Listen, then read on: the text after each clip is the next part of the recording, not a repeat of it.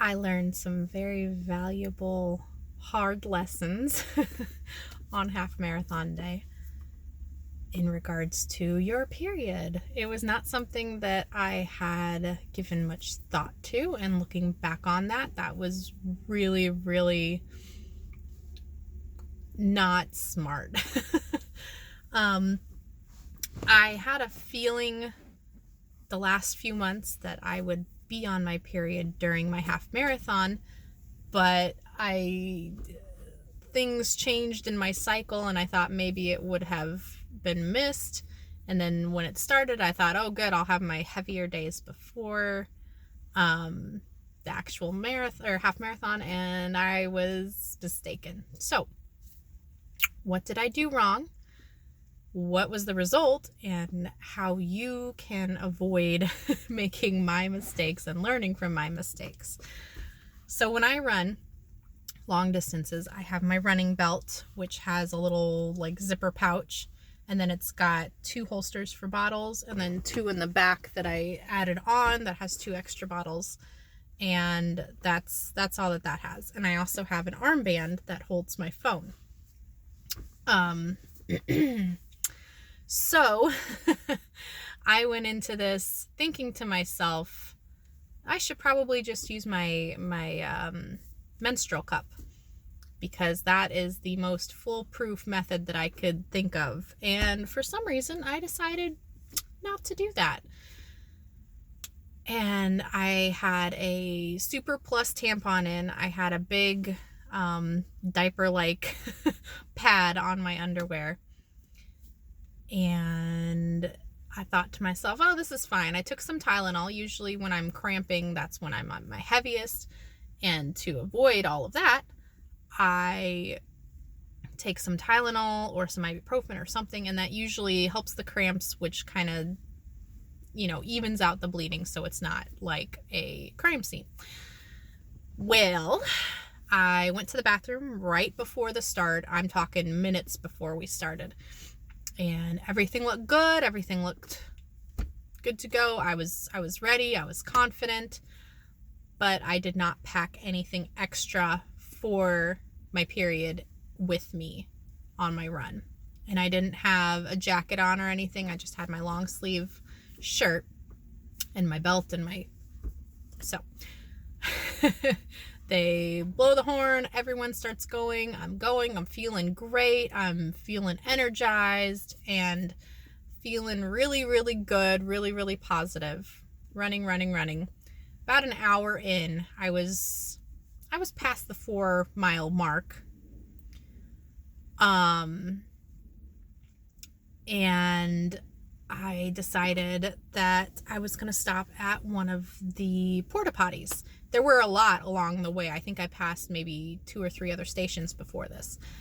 And I was like, you know what? I'm going to go in really quick because I don't know where the bathrooms are on this trail. And God forbid I not take advantage of this no line wait here at this bathroom and then come back out and, just keep going and realize that I couldn't. So I go in, pull my pants down,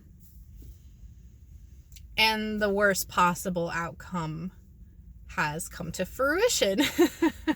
All of my attempts to conceal this beast were for naught, and I had bled through my tampon, my pad, my underwear, and my running pants. I had been running for God knows how long with a giant blood stain right on my butt. And it's not one of those ones that's like down between your legs, maybe nobody noticed kind of thing. That was right there.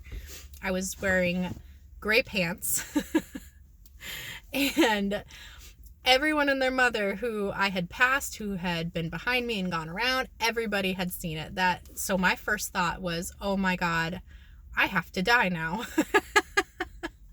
And then I sat there and thought about it. I spent probably 2 solid minutes staring down at this, murder scene in my underwear, thinking I should just go back to my car. I should give up. I should go back. This is not worth it. And then I snapped out of that really quick and told myself, you've been training for this all year. There's no reason why you can't finish this.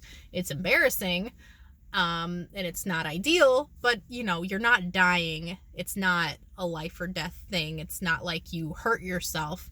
And I was already more than 4 miles in, so to go backwards would have been, 8.5, 9 miles by the time I got back to my car. And that to me just didn't make sense, because to go forward, I could have kept going and almost been to a half marathon. And that's when I decided, like, nothing's going to stop me. I'm going to do this. I don't care how embarrassing this is. It is what it is. So I stuffed my underwear the best I could since I didn't have anything to back up. And I pulled my pants up and I went back out. And let me tell you, every single person that I passed after that, all men. And I'm sure they felt much more awkward than I did.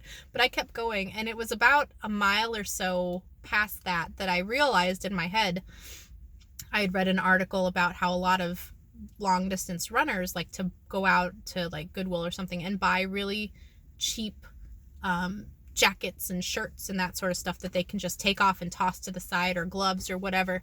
So I had started noticing, before I noticed the crime scene in my underwear, that there were jackets and shirts and gloves and hats and stuff alongside the running route. So I told myself, the next one I come across, I'm going to pick up and I'm going to use. And so as I'm running, I saw on the ground that there was a white t-shirt, and I picked that sucker up, kind of dusted it off, and I tucked it into the back of my pants. So at least I had coverage. People didn't have to be staring at a giant blood stain on my butt. And I kept going. So my takeaway from this, I completed it, by the way. Everything went fine. I was fine otherwise, with a couple coughing fits because I have a cold right now. But my takeaway from all this for everybody else and myself, be prepared. I should have not brought as many gels, or at least packed maybe a secondary armband that I could have put gels in, and then concealed like period supplies in my pouch, my running belt pouch, or used my cup. That would have pretty much solved everything for me that day.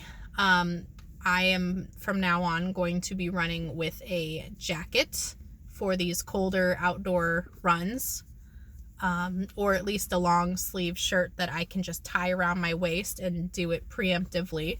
I will never again run with gray sweatpants, or compression pants, excuse me, while I am doing a race on my period. I will wear black. And yeah, I had a change of shirt in my car because I knew I was going to be sweaty on my way home. But I did not bring a change of pants because I was like, oh, I'll just sit in the car and it'll be fine and I'll drive home and everything will be good. Well, my car ended up not starting when I got out to it. So, excuse me. That was a bust. And I had to go on for about 4.5-ish hours past that, wearing bloody clothes, as I waited for assistance with my car. It was not an ideal day. I felt disgusting, and I felt really dumb because I am almost 32 years old. I've had my periods since I was in 6th or 7th grade. So, 11, 12-ish years old. And this was a huge fail for me. But overall, I learned from it. Every single half marathon I do from here on out is going to be substantially easier because I've learned such a hard lesson. But I haven't seen a lot of people talking about periods and races and how to cope with that kind of stuff. So I thought I would come on here and give you my 2 cents. Yeah, it was highly embarrassing. But I lived and I still accomplished my goal that I had set out for myself this year. So hopefully something in here was helpful. If you have any other tips or anything, or want to add something, please be sure to leave it for others to peruse. And yeah, I'll see you guys in my next video. Bye.